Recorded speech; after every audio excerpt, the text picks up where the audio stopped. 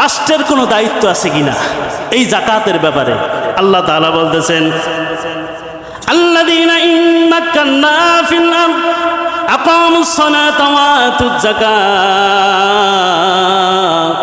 আল্লাহ তাআলা বলতেছেন, ও আমার বান্দাগণ শোনো, তোমাদেরকে যদি আমি ক্ষমতা দেই, কি দেই? তোমাদেরকে যদি আমি ক্ষমতা দেই, মন্ত্রিত্ব দেই, এমপি বানাই, চেয়ারম্যান বানাই, মেম্বার বানাই, প্রধানমন্ত্রী বানাই, তোমাদের সর্বপ্রথম সংসদে গিয়া কাজ হইল তোমরা সালাত কায়েম করবা এবং যাকাত আদায় করবা। এরা কাদের কাজ? রাষ্ট্রের যারা দায়িত্বশীল, রাষ্ট্রের যারা কর্তা, সমাজের যারা কর্তা, এটা তাদের দায়িত্ব। রাষ্ট্র থেকে ঘোষণা হবে আজকের পর থেকে কেউ নামাজ ছাড়তে পারবে না। নামাজের সময় হবে, মসজিদ থেকে মুয়াজ্জিন যখন তোমাকে ডাকতে থাকবে আল্লাহু আকবার, আল্লাহু আকবার, এইরকম ভাবে যখন মসজিদ থেকে ডাক শুরু হবে, দোকানপাট বন্ধ করো, কাজবাজ ব্যবসা বাণিজ্য বন্ধ করো, নামাজে উপস্থিত হয়ে যাও। রাষ্ট্র থেকে যখন এই ঘোষণা আসবে,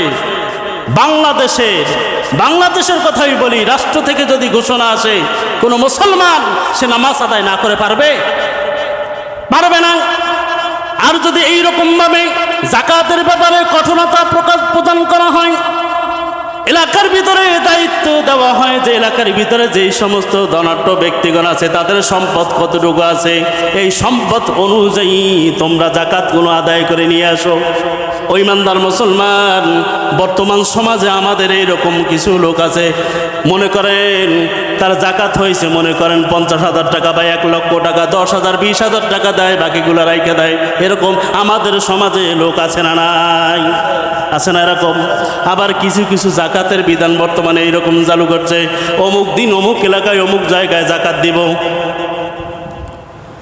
গরিব মানুষগুলো সেখানে গিয়ে লাইনে দাঁড়ায় থাকতে থাকতে মানুষগুলোর রোজা তো ডাইরেক্ট হয়ে যায়, রোজায় কাহিল হয়ে যায়, কেউ অসুস্থ হইয়া পড়ে। এমনও গেছে যে লাইনে দাঁড়াইয়া থাকতে থাকতে অসুস্থ হয়ে পড়ে গেছে, অথবা মানুষের পায়ের নিচে পড়ে সে আর উঠতে পারে নাই, দুনিয়া থেকে বিদায় হয়ে গেছে। এইরকম ঘটনাও বাংলাদেশের মধ্যে ঘটছে। এই জন্য যাকাত এটা সিস্টেম না। যাকাত তুমি দিবা রাতের অন্ধকারে, ওমর ফারুক রাদিয়াল্লাহু তাআলা আনহুর মতো এলাকার ভিতরে ঘুরে ঘুরে গরিব মানুষ দেখে দেখে তুমি যাকাত প্রদান করো।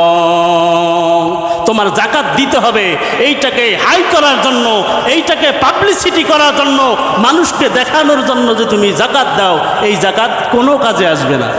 মনে করেন একজন ব্যক্তি সকালবেলা ঘুম থেকে উঠছে, ফজরের নামাজ পড়ে নাই, ফজরের নামাজ না পড়ে সে সকালবেলা ঘুম থেকে উঠে মাথায় একটা টুপি দিয়া রাস্তায় বাইর হইছে। বন্ধু একজন জিজ্ঞেস করলো, কিরে চরমনাই যাবি নাকি না তাবলিগে যাবি? কয় বেটা না, গত 3 দিন আগে আমার আম্মায় মারা গেছে, এই জন্য আমি টুপি পরেছি।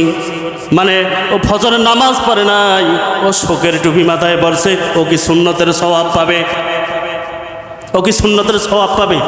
তো এইরকম ভাবে লোক দেখানো যদি ইবাদত বন্দেগী গুলো আমরা করি, লোক দেখানোর উদ্দেশ্যে যদি যাকাত দেই, আমি আমার নিজেকে যদি হাইলাইট করার জন্য আমি যাকাত দেই যে অমুক এলাকায় অমুক লোক আজকে যাকাত দিতেছে, যাকাত দিব, সমস্ত মিডিয়াগুলো প্রচার করবে যে অমুক ব্যক্তি যাকাত দিছে, আমি মানুষের কাছে হাইলাইট হব, কিঞ্চিত পরিমাণ, যাররা পরিমাণ সওয়াব আমার আমলনামায় জমা হবে না।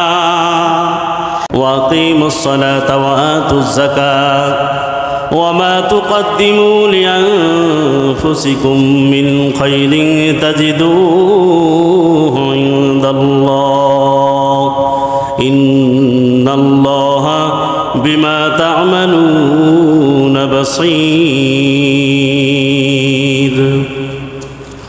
আল্লাহ তাআলা বলতেছেন, ও ঈমানদারগণেরা শোনো, তোমরা যাকাত নামাজ আদায় করো এবং যাকাত প্রদান করো।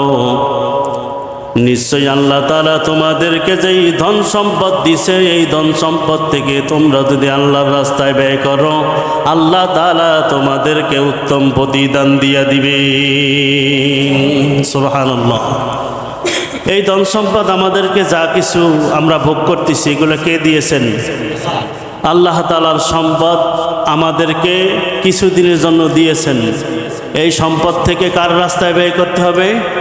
আল্লাহর রাস্তায় ব্যয় করতে হবে। সর্বপ্রথম কাজ সালাত কায়েম করা। দ্বিতীয় নম্বর কাজ কি? জাকাত প্রদান করা। এখানে জাকাতের গুরুত্ব আছে না নাই?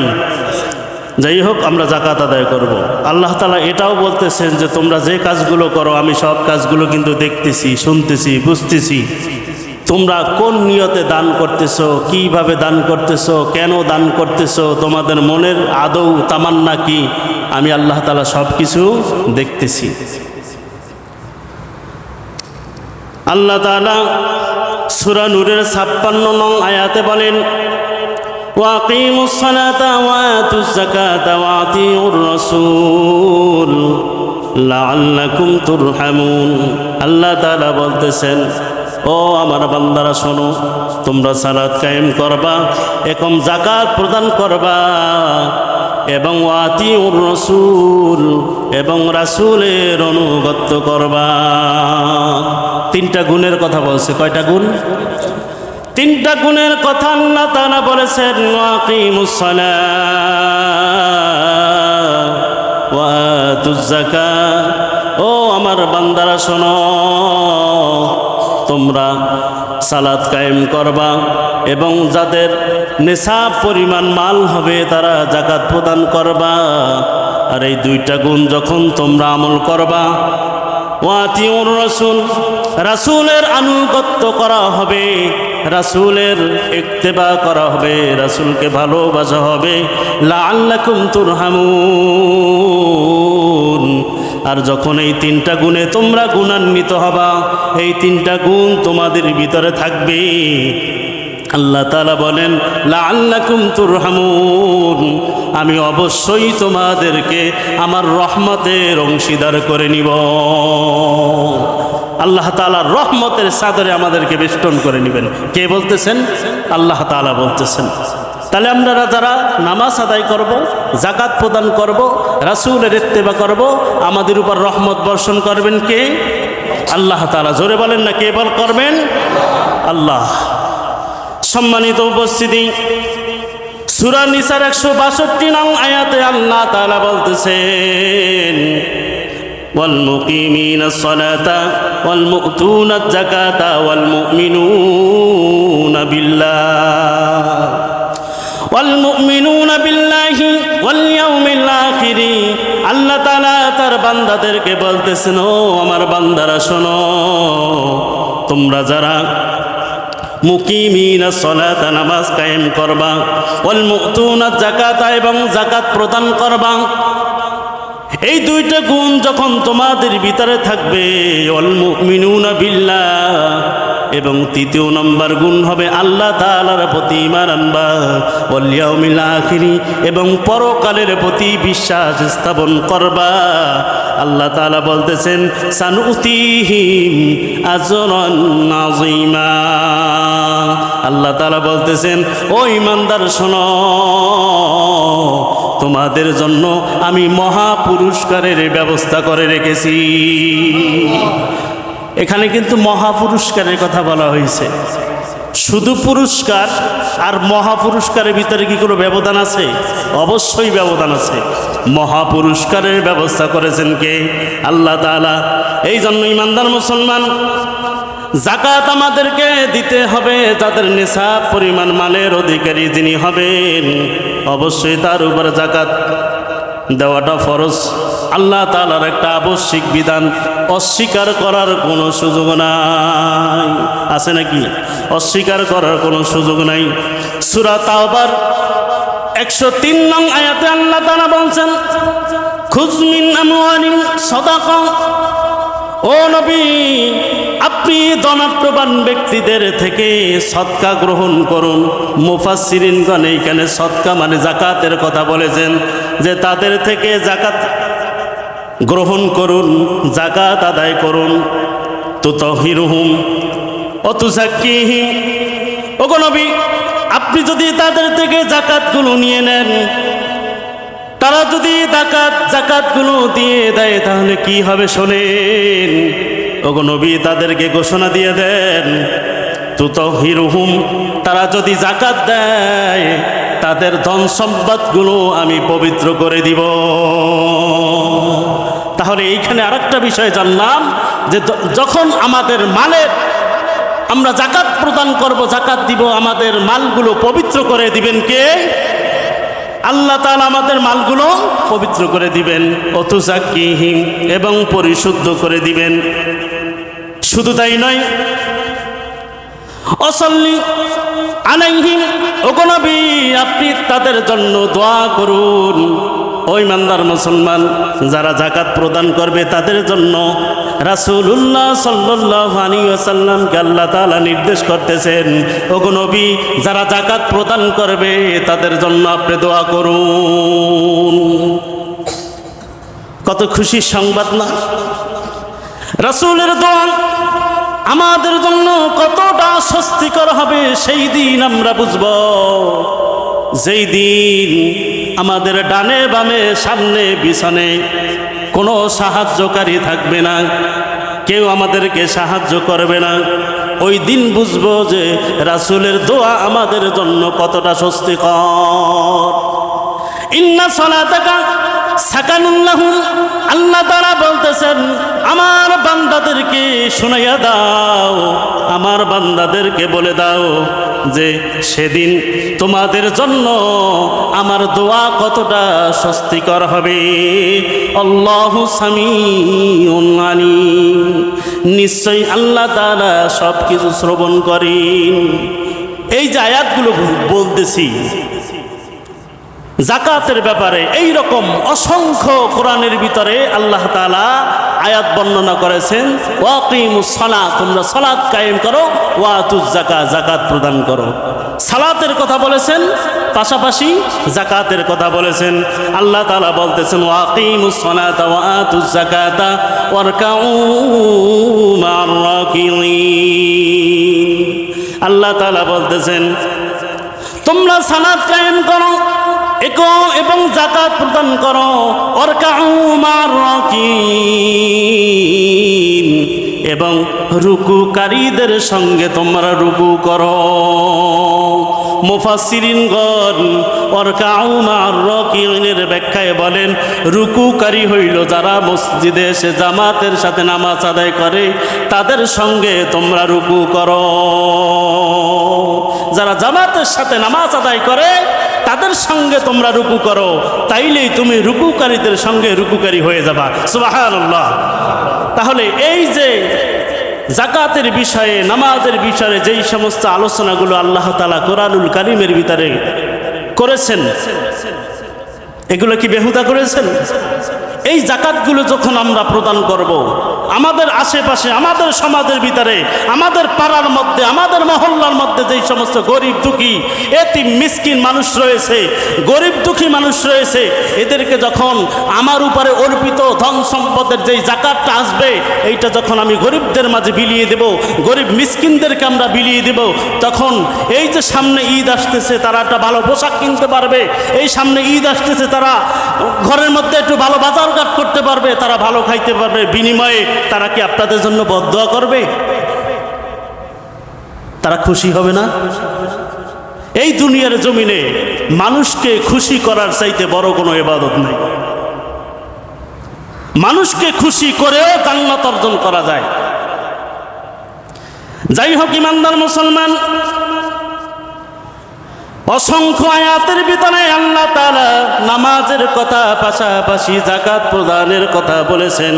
সর্বমোট কথা হলো দ্বীনের মৌলিক বিষয়ের ভিতরে যাকাত একটা অন্যতম বিধান, অস্বীকার করার মতো কোনো সুযোগ নাই, অস্বীকার করার মতো কোনো সুযোগ নাই। যাকাত যেমনি ফরজ, নামাজ যেমনি ফরজ, যাকাতও তেমনি একটা ফরজ বিধান। ও ইমানদার মুসলমান, হযরত আবু বকর সিদ্দিক রাদিয়াল্লাহু তাআলা আনহুর যুগে একদল মানুষ তারা জাকাত দিতে অস্বীকৃতি জানাইল যে আমরা আর জাকাত দেব না, রাসূল নাই, আমরা আর জাকাত দিয়ে কি করব?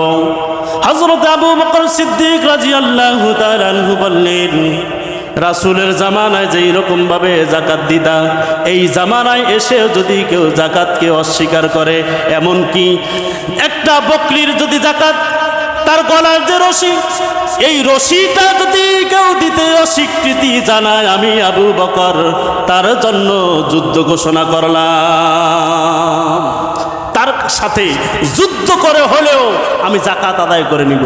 তাহলে জাকাতের গুরুত্ব ইসলামে আছে না নাই? তাহলে জাকাত আমাদের দিতে হবে।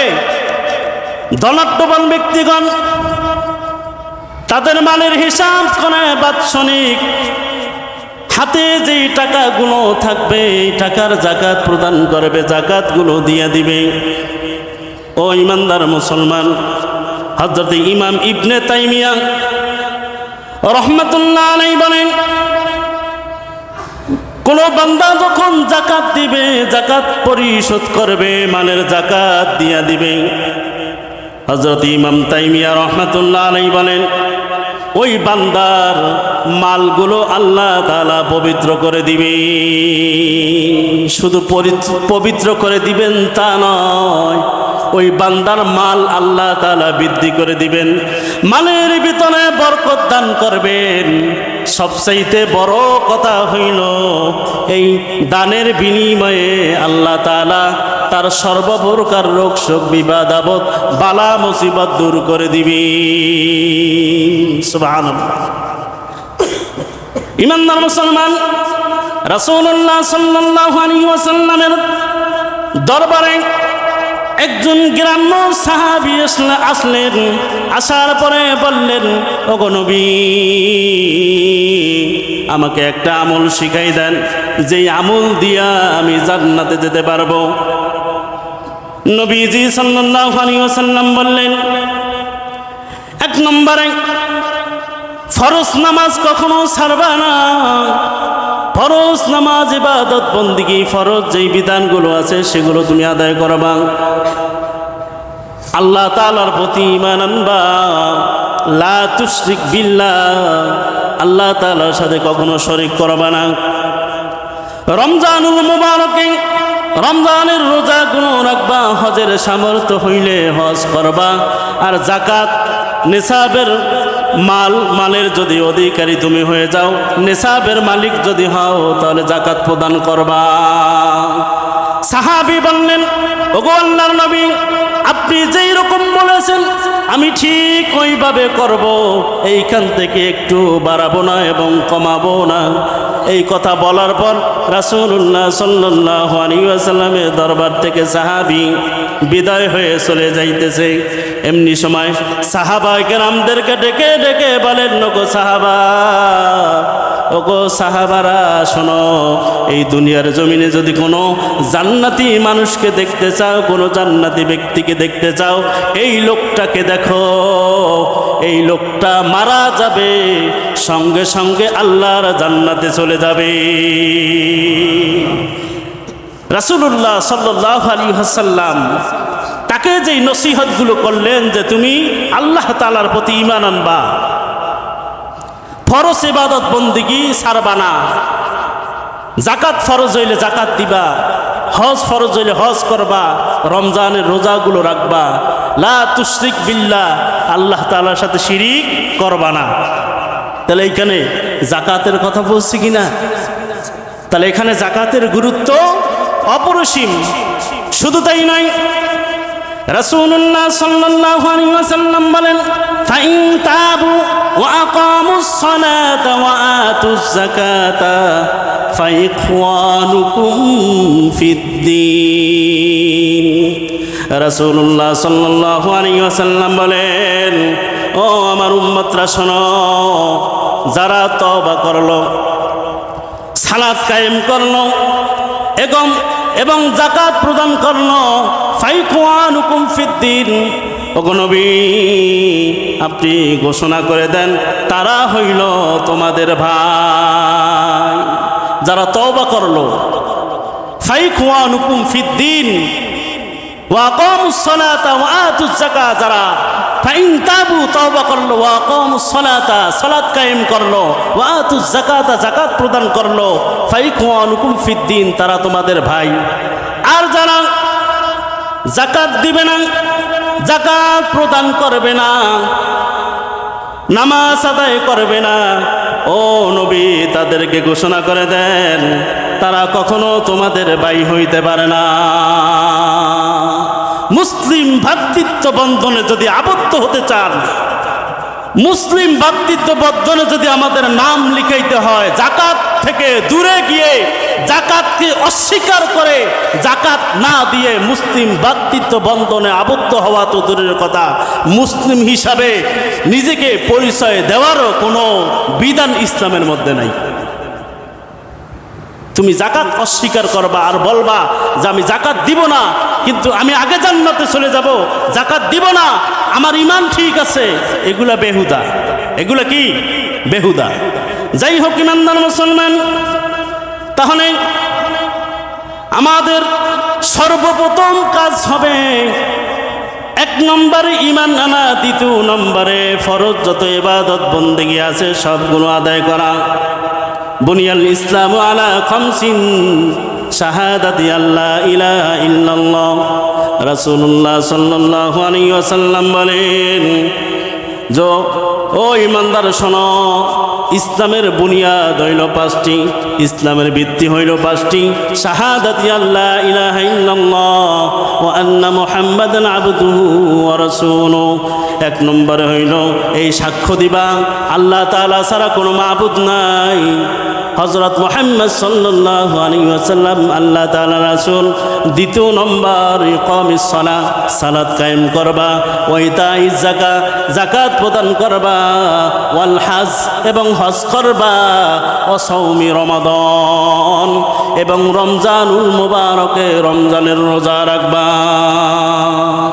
এই যে যাকাত, এইটা হইল মালি ইবাদত। যাকাত কি? মালি ইবাদত, সবার উপরে ফরজ।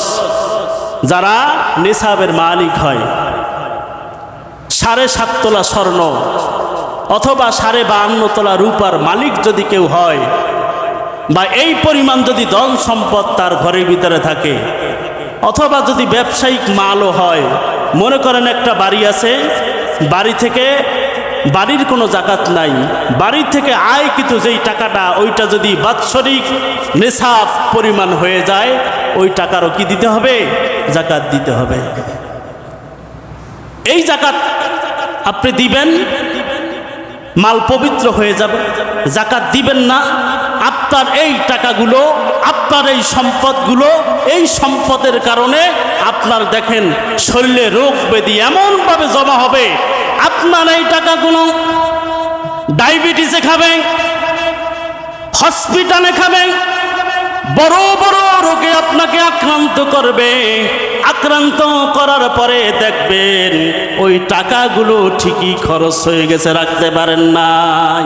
এই দুনিয়ার জমিনে অনেক কোটিপতি আছে, অনেক ধনাঢ্যবান ব্যক্তিরা আছে, তাদের মালের যাকাত না দেওয়ার কারণে দেখেন আল্লাহ তাআলা শাস্তিটা কতখানি তাদের উপর বর্ধিত করেছে, তাদেরকে দিয়েছে। দেখেন কিছু কপাল পোড়া মুসলমান আছে এই দুনিয়ার জমিনে, যে তুমি সম্পদের মালিক হইছো কিন্তু খাইতে পারবা না। রাতের বেলায় একটা রুটি, সকালবেলায় একটা রুটি, দুপুরবেলায় 1 চামচ ভাত, এর বেশি খাইতে পারবা না। গরুর গোশত খাইতে পারবা না, আছে না এরকম? কপাল পোড়া মুসলমান কিছু আছে এরকম। ফজরে লাগে ডায়াবেটিস নিয়ন্ত্রণ করার জন্য রাস্তায় রাস্তায় হাঁটে, কপাল পোড়া মুসলমান ফজরে মসজিদে উপস্থিত হয় না। এরকম আছে না আমাদের সমাজে? অভাব নাই। এই রোগ শোক বালা মুসিবত দেয় কে?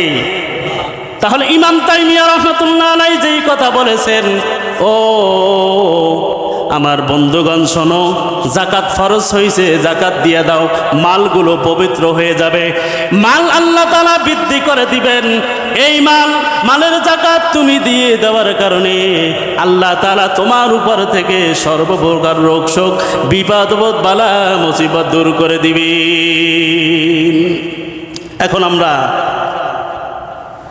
রাষ্ট্রের কোনো দায়িত্ব আছে কিনা এই যাকাতের ব্যাপারে আল্লাহ তাআলা বলতেছেন, আল্লাযীনা ইন মাক্কান্না ফিল আরদ আকামুস সালাতা ওয়া আতুজ যাকাত। আল্লাহ তাআলা বলতেছেন, ও আমার বান্দাগণ শোনো, তোমাদেরকে যদি আমি ক্ষমতা দেই, কি দেই? তোমাদেরকে যদি আমি ক্ষমতা দেই, মন্ত্রিত্ব দেই, এমপি বানাই, চেয়ারম্যান বানাই, মেম্বার বানাই, প্রধানমন্ত্রী বানাই, তোমাদের সর্বপ্রথম সংসদে গিয়া কাজ হইল তোমরা সালাত কায়েম করবা এবং যাকাত আদায় করবা। এরা কাদের কাজ? রাষ্ট্রের যারা দায়িত্বশীল, রাষ্ট্রের যারা কর্তা, সমাজের যারা কর্তা, এটা তাদের দায়িত্ব। রাষ্ট্র থেকে ঘোষণা হবে আজকের পর থেকে কেউ নামাজ ছাড়তে পারবে না। নামাজের সময় হবে, মসজিদ থেকে মুয়াজ্জিন যখন তোমাকে ডাকতে থাকবে আল্লাহু আকবার, আল্লাহু আকবার, এইরকম ভাবে যখন মসজিদ থেকে ডাক শুরু হবে, দোকানপাট বন্ধ করো, কাজবাজ ব্যবসা বাণিজ্য বন্ধ করো, নামাজে উপস্থিত হয়ে যাও। রাষ্ট্র থেকে যখন এই ঘোষণা আসবে, বাংলাদেশের কথাই বলি, রাষ্ট্র থেকে যদি ঘোষণা আসে, কোনো মুসলমান সে নামাজ আদায় না করে পারবে না। আর যদি এইরকম ভাবে যাকাতের ব্যাপারে কঠোরতা প্রদান করা হয়, এলাকার ভিতরে দায়িত্ব দেওয়া হয় যে এলাকার ভিতরে যেই সমস্ত ধনাঢ্য ব্যক্তিগণ আছে তাদের সম্পদ কতটুকু আছে, এই সম্পদ অনুযায়ী তোমরা যাকাতগুলো আদায় করে নিয়ে আসো। ওই ইমানদার মুসলমান, বর্তমান সমাজে আমাদের এইরকম কিছু লোক আছে, মনে করেন তার যাকাত হয়েছে, মনে করেন 50,000 টাকা বা 1 লক্ষ টাকা, 10,000 20,000 টাকা দেয়, বাকিগুলো রাইখে দেয়। এরকম আমাদের সমাজে লোক আছে না নাই? আছে না এরকম? আবার কিছু কিছু যাকাতের বিধান বর্তমানে এইরকম চালু করছে, অমুক দিন অমুক এলাকায় অমুক জায়গায় যাকাত দিব। গরিব মানুষগুলো সেখানে গিয়ে লাইনে দাঁড়ায় থাকতে থাকতে মানুষগুলোর রোজা তো ডাইরেক্ট হয়ে যায়, রোজায় কাহিল হয়ে যায়, কেউ অসুস্থ হইয়া পড়ে। এমনও গেছে যে লাইনে দাঁড়াইয়া থাকতে থাকতে অসুস্থ হয়ে পড়ে গেছে, অথবা মানুষের পায়ের নিচে পড়ে সে আর উঠতে পারে নাই, দুনিয়া থেকে বিদায় হয়ে গেছে। এইরকম ঘটনাও বাংলাদেশের মধ্যে ঘটছে। এই জন্য যাকাত এটা সিস্টেম না। যাকাত তুমি দিবা রাতের অন্ধকারে, ওমর ফারুক রাদিয়াল্লাহু তাআলা আনহুর মতো এলাকার ভিতরে ঘুরে ঘুরে গরিব মানুষ দেখে দেখে তুমি যাকাত প্রদান করো। তোমার যাকাত দিতে হবে এইটাকে হাই করার জন্য, এইটাকে পাবলিসিটি করার জন্য, মানুষকে দেখানোর জন্য যে তুমি যাকাত দাও। এই যাকাত কোনো কাজে আসবে না। মনে করেন একজন ব্যক্তি সকালবেলা ঘুম থেকে উঠছে, ফজরের নামাজ পড়ে নাই, ফজরের নামাজ না পড়ে সে সকালবেলা ঘুম থেকে উঠে মাথায় একটা টুপি দিয়া রাস্তায় বাইর হইছে। বন্ধু একজন জিজ্ঞেস করলো, কিরে চরমনাই যাবি নাকি না তাবলিগে যাবি? কয় বেটা না, গত 3 দিন আগে আমার আম্মায় মারা গেছে, এই জন্য আমি টুপি পরেছি। মানে ও ফজরের নামাজ পড়ে নাই, ও শোকের টুপি মাথায় পড়ছে, ও কি সুন্নতের সওয়াব পাবে? ও কি সুন্নতের সওয়াব পাবে? তো এইরকম ভাবে লোক দেখানো যদি ইবাদত বন্দেগী গুলো আমরা করি, লোক দেখানোর উদ্দেশ্যে যদি যাকাত দেই, আমি আমার নিজেকে যদি হাইলাইট করার জন্য আমি যাকাত দেই যে অমুক এলাকায় অমুক লোক আজকে যাকাত দিতেছে, যাকাত দিব, সমস্ত মিডিয়াগুলো প্রচার করবে যে অমুক ব্যক্তি যাকাত দিছে, আমি মানুষের কাছে হাইলাইট হব, কিঞ্চিত পরিমাণ যার্রা পরিমাণ সওয়াব আমার আমলনামায় জমা হবে না। যাই হোক, রাসূলুল্লাহ সাল্লাল্লাহু আলাইহি ওয়াসাল্লাম যাকাতের ব্যাপারে যেই রকম ভাবে গুরুত্ব দিয়েছেন, আল্লাহ তাআলা যেই রকম ভাবে নির্দেশ প্রদান করেছেন, সব কিছু বিশ্লেষণ করে দেখা যায় যে যাকাত অস্বীকার করার মতো কোনো সুযোগ নাই। আল্লাহ তাআলা বলতেছেন, ওয়ালা ইয়াহসাবান্নাল্লাযীনা ইয়াবখালুনা বিমা আতাহুমুল্লাহু মিন ফাদলিহি। ও ইমানদার মুসলমান, আল্লাহ তাআলা স্বীয় অনুগ্রহে তোমাদেরকে যাদেরকে ধন সম্পদ দান করেছেন, তোমরা এই দান ধন সম্পদের ব্যাপারে কৃপণতা করো। ধন সম্পদ কে দিছে? আল্লাহ তাআলা দিছে। আবার এই ধন সম্পদ নিয়েও তারা কি করে? দানের ক্ষেত্রে কৃপণতা করে। আল্লাহ তাআলা বলতেছেন যে তোমাদের ধন সম্পদ আমি দিয়েছি, কিন্তু এই ধন সম্পদের মালিক হইয়া তোমরা যে কৃপণতা করতেছ, হুয়া খায়রুল লাকুম, এবং তোমরা মনে করতেছ যে তোমরা অনেক ভালো কাজ করতেছ, কল্যাণের কাজ করতেছ। বাল হুয়া শাররুল লাকুম, ও আমার বান্দারা শোনো, তোমরা এই কথা মনে করো না যে তোমাদের কল্যাণ, কৃপণতা করতেছ কিন্তু তারপরেও তোমরা কল্যাণের মধ্যে আছো, এই কথা মনে করো না। বাল হুয়া শাররুল লাকুম, বরং তোমরা ক্ষতির মধ্যে আছো। কিসের মধ্যে আছো? ক্ষতির মধ্যে আছো। সায়ুতাওয়াকুনা মা বাখিলু বিহি ইয়াউমাল কিয়ামাহ, এই সম্পদগুলো তুমি যে জমাই রাখতেছ, মানুষের মাঝে দান করতেছ না, তার শাস্তি কি হবে শুনে নাও।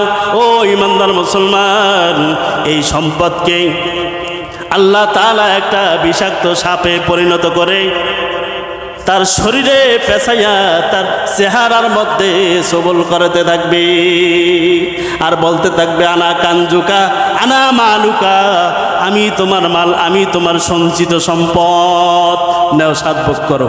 আরাম লাগবে না? কষ্ট হবে? যাই হোক ইমানদার মুসলমান, যারা বখিলতা করবে, সম্পদের যাকাত দিবে না, তাদের শাস্তি হবে। এই ধন সম্পদগুলো তাদেরকে সাপ হইয়া গলায় পেঁচাইয়া তার চেহারার মধ্যে দংশন করতে থাকবে। আর একটা হাদিসের মধ্যে বলা হয়, সে যেই ধন সম্পদগুলো একত্রিত করেছে, জমা করেছে, এই সম্পদগুলো সব একত্রিত করে তার মাথার উপরে উঠাই দেওয়া হবে। একজনে পারে 5 কেজি লইয়া হাঁটতে, ওরে যদি 20 কেজি উঠাই দেয়, ওর কি কষ্ট হবে? কষ্ট হবে না? অবশ্যই কষ্ট হবে। এই যে ধন সম্পদগুলো জমাই রাখতেছি, এইটা যদি সব একত্রিত করে আমার মাথার উপরে উঠাই দেয়, আমি চলতে পারবো না। ও ইমানদার মুসলমান, শুধু তাই নয়, এই ধন সম্পদগুলো স্বর্ণের বার বানাবে। এই ধন সম্পদগুলো কি বানাবে? স্বর্ণের বার বানানো হবে। এই স্বর্ণের বারগুলো গরম করা হবে। গরম করার পরে এই স্বর্ণের বারগুলো তার কপালে সেক দেওয়া হবে। এই স্বর্ণের বারগুলো দিয়ে তার কপালে সেক দেওয়া হবে, তার পিঠে সেক দেওয়া হবে, তার কোমরের মধ্যে সেক দেওয়া হবে। কোনো কোনো বর্ণনার মধ্যে পাওয়া যায় যে যাকাত না দিয়ে যেই সম্পদগুলো জমা করেছে, এই সম্পদগুলো স্বর্ণে পরিণত করার পরে সেটাকে গরম করে তার সমস্ত শরীরে সেক দেওয়া হবে। কত কষ্ট হবে সেই দিন। শুধু তাই নয়, এই আয়াতের ব্যাখ্যায় আল্লাহ তাআলা বলেন, মা বাখিলু বিহি ইয়াউমাল কিয়ামা, এই আয়াতের ব্যাখ্যায় রাসূলুল্লাহ সাল্লাল্লাহু আলাইহি ওয়াসাল্লাম বলেন যে আল্লাহ তাআলা যাকে সম্পদ দিয়েছে, মা আতাহুমুল্লাহ, আল্লাহ তাআলা যাকে সম্পদ দিয়েছে, যারা এই সম্পদের যাকাত দেবে না, ফালাম ইউআদ্দি যাকাতাহু, যারা যাকাত দিবে না, সম্পদের যাকাত দিবে না, যাকাত প্রদান করবে না, যাকাত দিবে না, তাদেরকে আল্লাহ রাসূলুল্লাহ সাল্লাল্লাহু আলাইহি ওয়াসাল্লাম বলেন, মুসিলাহু ইয়াউমাল কিয়ামাতি সুজাআন নাকরা, যারা তাদের মালগুলো জমাইছে, যাকাত প্রদান করে নাই, এই মালগুলো কিয়ামতের ময়দানে একটা টেকো সাপ হবে। টেকো সাপের বর্ণনা করতে গিয়ে মুফাসসিরগণ বলেন, টেকো সাপ হইল এমন ভাবে, এই সাপটার মুখের ভিতরে বিষ জমা হয়ে আছে। দেখেন তার মাথা, কোনো চুল নাই, মাথাগুলো কোনো পশম নাই, টাক হয়ে গেছে, এত বিষ তার মুখের মধ্যে জমা আছে। এই টেকো সাপটা কি করবে শুনে নাও। ও ইমানদার মুসলমান, যাকাত দিবা না, এবং তার মাথার ভিতরে 2টা ভয়ঙ্কর চিহ্ন থাকবে, লাহু জাবিবাতান, তার মাথার মধ্যে 2টা ভয়ঙ্কর চিহ্ন থাকবে। যেই চিহ্ন দেখার পর মানুষ এমনি ভয় পাবে। কিভাবে? এমনিতেই ভয় পাবে। এই টেকো সাপটা তার সমস্ত শরীরে পেঁচানো হবে। সমস্ত শরীরে পেঁচানোর পরে এই টেকো সাপটা তার মুখ বরাবর 2 গালের সোয়াল, এই পাশ এবং এই পাশ বরাবর মুখ বরাবর কামড়িয়ে ধরবে। বরাবর কামড়িয়ে ধরার পরে এই যে বিষগুলো তার শরীরের মধ্যে প্রবেশ করবে আর বলতে থাকবে আনা কাংজুকা আনা মালুকা, আমি তোমার সঞ্চিত সম্পদ, আমি তোমার সঞ্চিত মাল, নেও এখন আমাকে ভোগ করো। ওই ইমানদার মুসলমান, আপনাদের কাছে জানতে চাই, এই দুনিয়ার জমিনে আল্লাহ তাআলা জাহান্নামের ভিতরে কিছু শাস্তির বর্ণনা করেছেন। শাস্তির বর্ণনা করতে গিয়ে বলেন যে কিছু বিষাক্ত সাপের কথা আল্লাহ তাআলা বলেছেন যে এই সাপগুলো তাদের বিষ এতটা বিষাক্ত যে তাদের সামান্য পরিমাণ যদি একটু নিঃশ্বাস এই দুনিয়ার জমিনে পড়তো, এই দুনিয়া সব বিষাক্ত হয়ে ধ্বংস হয়ে যেত, একটা সবজি পর্যন্ত গজাইত না, এত বিষাক্ত কিছু সাপ আছে। তো এই যে টেকো সাপের কথা বলা হয়েছে, এই টেকো সাপটা তার সমস্ত শরীরে পেঁচাবে, পেঁচানোর পর এই দুই গালের চোয়াল বরাবর সম্পূর্ণ মুখের এই জায়গায় সে কামড়িয়ে ধরবে আর বিষগুলো তার শরীরে দিতে থাকবে। কতটা কষ্ট হবে ও ইমানদার মুসলমান, শোনো, দুনিয়ার জমিনে কিছু কিছু সাপে কামড়াইলে বিষ বের করা যায়, যায় না? সাপের বিষ কিন্তু বের করা যায় হাসরের ময়দানে। এই যে সাপগুলো, ধন সম্পদগুলো সাপ হয়ে আমার মুখ বরাবর যে কামড়িয়ে ধরবে, এই মুখে কামড় দেওয়ার বিষ কোনো কিছু দিয়ে বের করা সম্ভব না। কিছু কিছু সাপ এইরকম আছে, দংশন করলে জায়গায় শেষ, মা কইয়া গো খাওয়ার সুযোগ পাওয়া যায় না। তাহলে এই সাপগুলো কি বিষাক্ত, বিষের চোটে তার সমস্ত শরীর টাক হয়ে গেছে, কোনো পশম নাই শরীরে, কোনো চামড়া নাই, এইরকম অবস্থা হয়ে গেছে।